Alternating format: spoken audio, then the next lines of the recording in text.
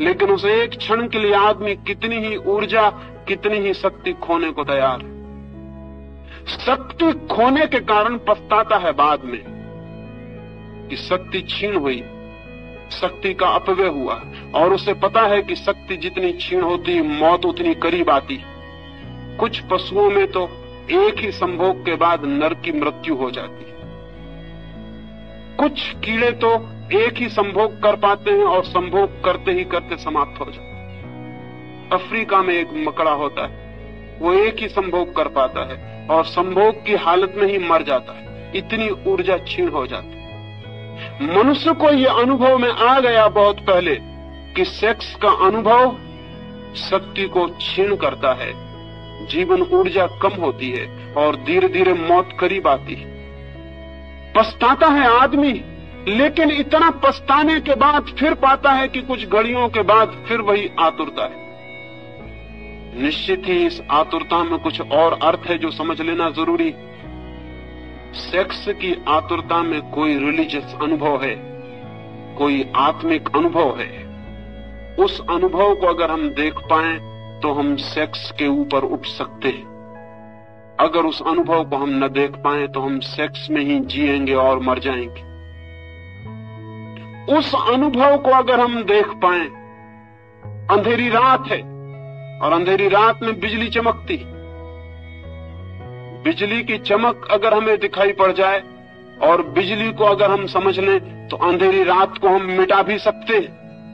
लेकिन अगर हम ये समझ लें कि अंधेरी रात के कारण बिजली चमकती है तो फिर हम अंधेरी रात को और घना करने की कोशिश करेंगे ताकि बिजली चमके। सेक्स की घटना में बिजली चमकती है, एक वो सेक्स से अतीत है, ट्रांसेंड करती है, पार से आती। उस पार के अनुभव को अगर हम पकड़ लें तो हम सेक्स के ऊपर उठ सकते हैं, अन्यथा नहीं। लेकिन जो लोग सेक्स के विरोध में खड़े हो जाते हैं वे अनुभव को समझ भी नहीं पाते कि वो अनुभव क्या है। वे कभी ये ठीक विश्लेषण भी नहीं कर पाते कि हमारी आतुरता किस चीज के लिए।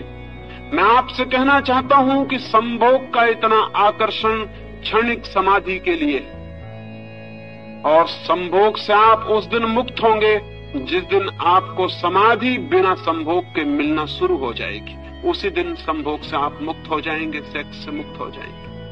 क्योंकि एक आदमी 1000 रुपए खोकर थोड़ा सा अनुभव पाता हो और कल हम उसे बता दें कि रुपए खोने की कोई जरूरत नहीं, इस अनुभव की तो खदानें भरी पड़ी हैं, तुम चलो इस रास्ते से और उस अनुभव को पालो, तो फिर वो 1000 रुपए खो के उस अनुभव को खरीदने बाजार में नहीं जाएगा। सेक्स जिस अनुभूति को लाता है, अगर वो अनुभूति किन्हीं और मार्गों से उपलब्ध हो सके तो आदमी का चित्त सेक्स की तरफ बढ़ना अपने आप बंद हो जाता है, उसका चित्त एक नई दिशा लेना शुरू कर देता है। इसलिए मैं कहता हूं, जगत में समाधि का पहला अनुभव मनुष्य को सेक्स के अनुभव से ही उपलब्ध हुआ है। लेकिन वो बहुत महंगा अनुभव है, वो अति महंगा अनुभव है। और दूसरे कारण है कि वो अनुभव कभी एक क्षण से ज्यादा गहरा नहीं हो सकता। एक क्षण को झलक मिलेगी और हम वापस अपनी जगह पर लौट आते। एक क्षण को किसी लोक में उठ जाते हैं, किसी गहराई पर, किसी पीक एक्सपीरियंस पर, किसी शिखर पर पहुंचना होता है और हम पहुंच भी नहीं पाते और वापस गिर जाते।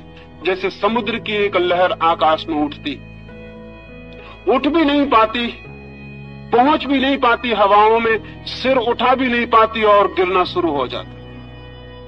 ठीक हमारा सेक्स का अनुभव बार बार शक्ति को इकट्ठा करके हम उठने की चेष्टा करते हैं। किसी गहरी जगत में, किसी ऊंचे जगत में एक क्षण को हम उठ भी नहीं पाते और सब लहर बिखर जाती है, हम वापस अपनी जगह खड़े हो जाते हैं और उतनी शक्ति और ऊर्जा को गंवा देते हैं। लेकिन अगर सागर की लहर बर्फ का पत्थर बन जाए, जम जाए और बर्फ हो जाए तो फिर उसे नीचे गिरने की कोई जरूरत नहीं।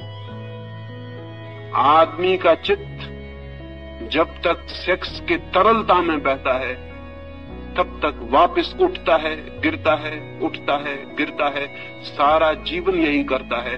और जिस अनुभव के लिए इतना तीव्र आकर्षण है, ईगोलेसनेस के लिए अहंकार शून्य हो जाए, मैं आत्मा को जान लूं, लेकिन उस एक क्षण के लिए आदमी कितनी ही ऊर्जा, कितनी ही शक्ति खोने को तैयार है। शक्ति खोने के कारण पछताता है बाद में कि शक्ति छीन हुई, शक्ति का अपव्यय हुआ।